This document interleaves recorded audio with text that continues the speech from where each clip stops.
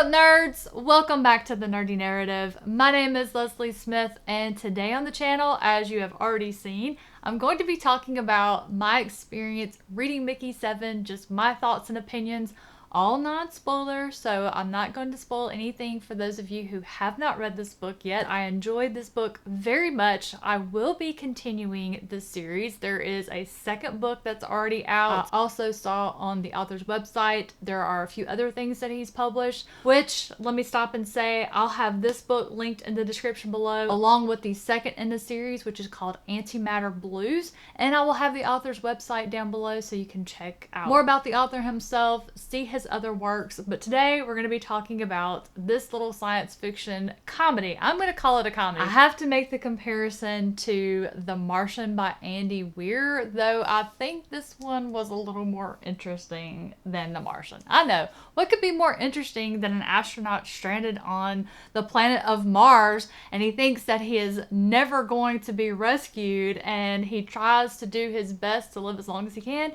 Well, let's talk about it. So MICKEY7, which was nominated for a Goodreads Choice Award for Best Science Fiction in 2022 and inspired the movie MICKEY17, which is going to be coming out January of 2025. I'm absolutely going to go see this movie. The film adaptation was written, directed, and co-produced by the same director that gave us Parasite. I am absolutely going to pronounce his name incorrectly. I do apologize. Bong Joon-ha? I know, I'm sure that is very wrong, but you get the idea of who I'm talking about. The only two actors I can remember off the top of my head that were listed to be in this one is Robert Pattinson is going to be playing the main character, Mickey Barnes. The other actor whose name that I recognized was Mark Ruffalo. So I am very excited to see this movie. I can't wait to see how it's going to be adapted. And the first thing that you might have thought you heard me say wrong is the name of the movie is MICKEY17 while the book is MICKEY7. And you're going,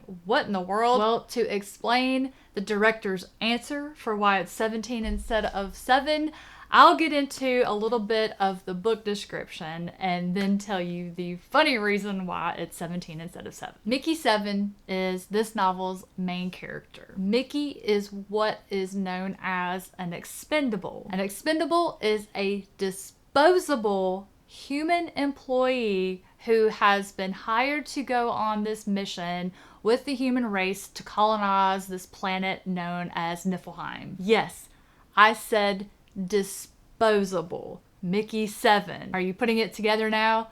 A disposable employee, MICKEY7. Mickey is on the 7th iteration of himself. So the movie, MICKEY17, the director said, yeah, I named it 17 because I decided to kill him 10 more times before this movie started. The whole idea for having an expendable is whenever there is an extremely dangerous mission while they are investigating this unknown world, just checking things out, whenever they have a very dangerous mission, they just send Mickey to do it. And the reason why they're sending Mickey instead of a drone is a really good reason. I was very curious how the author was going to explain that away. And it's because this colony, they have a finite amount of resources, including metal. Mickey's just made up of protein. He can be reprinted out of the bio printer thing at any time. The only resource that's being used up is protein. Where our book picks up with MICKEY7, we meet him at what appears to be the end of his life. He's gone on a mission. He had an accident.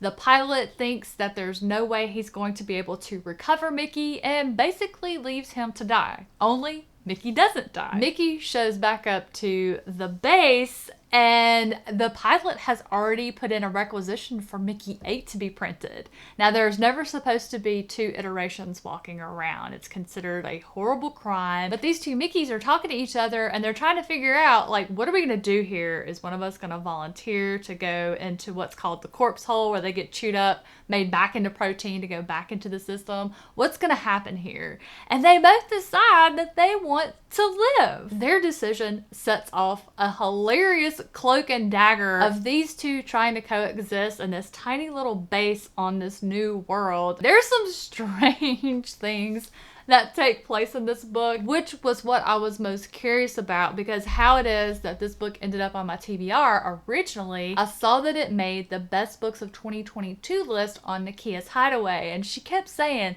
It's weird, but I enjoyed it. It's one I would reread. And so that really caught my attention, and she was right. Another thing that I loved about the character of MICKEY7 is despite the fact that it was literally his profession to die, and in the most horrible ways, because like I said, anything they needed to check out, they would send him out there to expose himself. So that could result in a very horrible death. And even though it's his job to do this, and in most cases, remember that because he uploads into this computer thing that is able to print his personality into the new body, even though he remembers these horrible deaths, he still has this really great disposition, this amazing sense of humor, healthy dose of snark and sarcasm. I just love reading about him. The one thing that I really love about science fiction novels set in space is the fact that the setting is space. There is so much out there we will never see. There's so much to explore. There's so much we don't know, which allows the author to get really creative,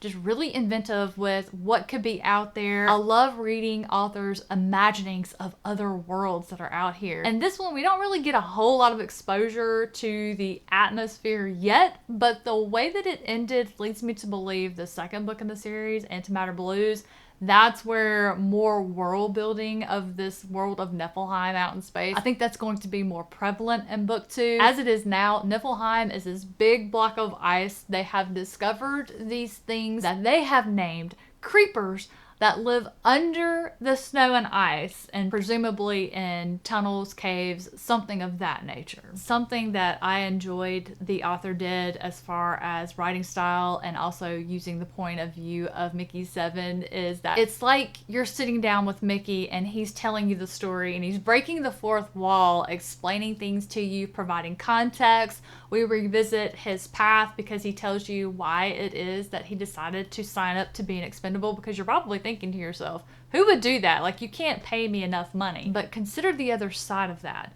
Mickey is constantly uploading things that he's learning, everything that he's doing. He uploads this so that when the next iteration of himself is printed, all of his memories go forward, so it's almost like he's immortal. I loved exploring both sides of what being an expendable meant, how other people viewed it. There were some people who thought that was an abomination, but then again, how important it is when colonizing new worlds. I loved the constant trying to sneak around between MICKEY7 and MICKEY8 so that nobody realized there was more than one of them walking around. I liked the mystery and the suspense that the creepers added to the story. I enjoyed just seeing this colony, just how dangerous it was, that if they failed, if anything at any point fails, all of these people are going to die. That just adds this level of danger and suspense to the book that's always there and it never goes away. It's just sitting there in the back of your mind. Something as simple as what would happen if something infected their crops and they died? Like, what would these people do? I really enjoyed this book. Just like Nakia's Hideaway, I will absolutely be rereading this book.